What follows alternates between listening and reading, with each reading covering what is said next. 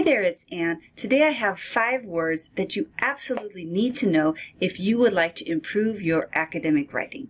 These are very useful if you're going to be writing on the TOEFL, on the IELTS exam, or if you just want your writing and your reading to be more advanced. Our first word is predominant. Predominant. This is an adjective. Predominant. It means more successful or powerful than other people or things, or greater in number, basically more. For example, French is the predominant language in Quebec, Canada. So in this region of Canada, most people speak French, or more people speak French than any other language. Red is the quilt's predominant color. We have other colors, but red is the main color here. We can also use this as an adverb, predominantly. Predominantly. For example, the hospital serves predominantly low-income patients. So let's rewrite this sentence using predominantly, and we are going to make it more advanced. Although more women are studying engineering than before, it remains mostly a male field. So engineering remains mostly a male field. We're going to use the word predominantly. We're really going to boost the level of this sentence. Although more women are studying engineering than before, it remains a predominantly male field. Our next word is intervene.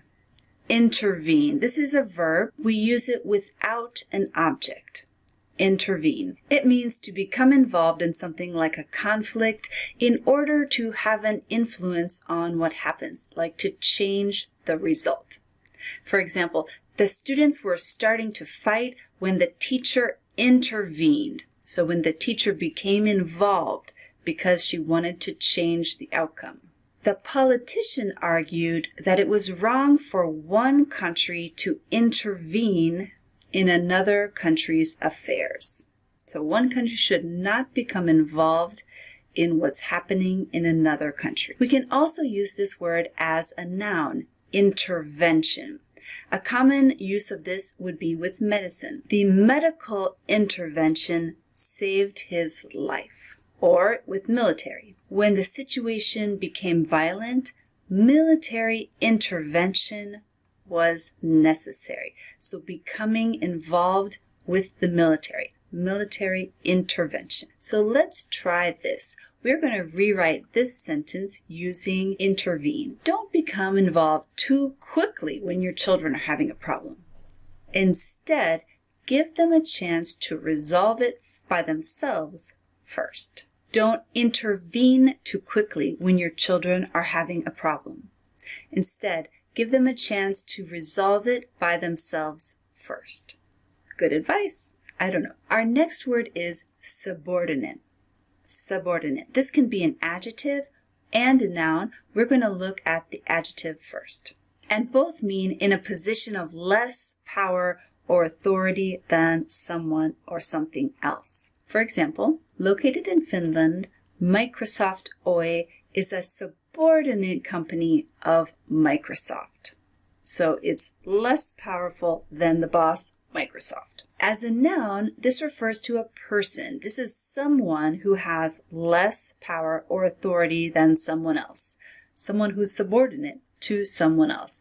Think about it in a work context, for example. The manager treated her subordinates very disrespectfully. So the people who worked under her. So let's try this and make this sentence more advanced. The manager had earned the respect of the people who worked under him. The manager had earned the respect of his subordinates. So we're going to change this long phrase, the people who worked under him, to 2 words, his subordinates. Our next word is a verb diminish. Diminish. And this is to cause something to become less in size or less in importance, somehow smaller. For example, although there will be heavy rain this morning, it is expected to diminish throughout the afternoon. So the chance of rain will be expected to become smaller. There will be less rain. Advertisers say the new treatment will diminish wrinkles significantly. So those wrinkles will become smaller. There will be fewer wrinkles. Great. So let's try this. As the game continued, their chances of winning went down. Okay, this communicates the idea clearly, but it's not very advanced. So we will use the word diminish. As the game continued, their chances of winning diminished, went down. Our last word is bulk. Bulk. As a noun, we normally use the word the in front of it, the bulk. And it means the most of something or the largest part of something. During our vacation, we spent the bulk of our time at the beach. So we spent most of our time at the beach. Many musicians earn the bulk of their income from live concerts. So they earn most of their income from live concerts. Notice that we're using the preposition of a lot here. The bulk of.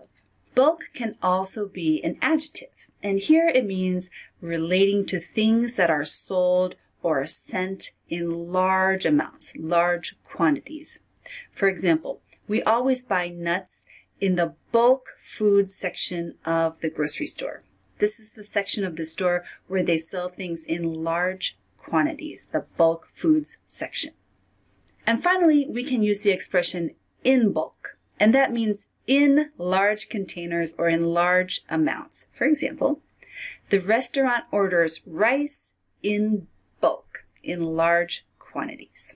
So let's try this. In their final weeks, students will spend most of their time studying. In their final weeks, students will spend the bulk of their time studying.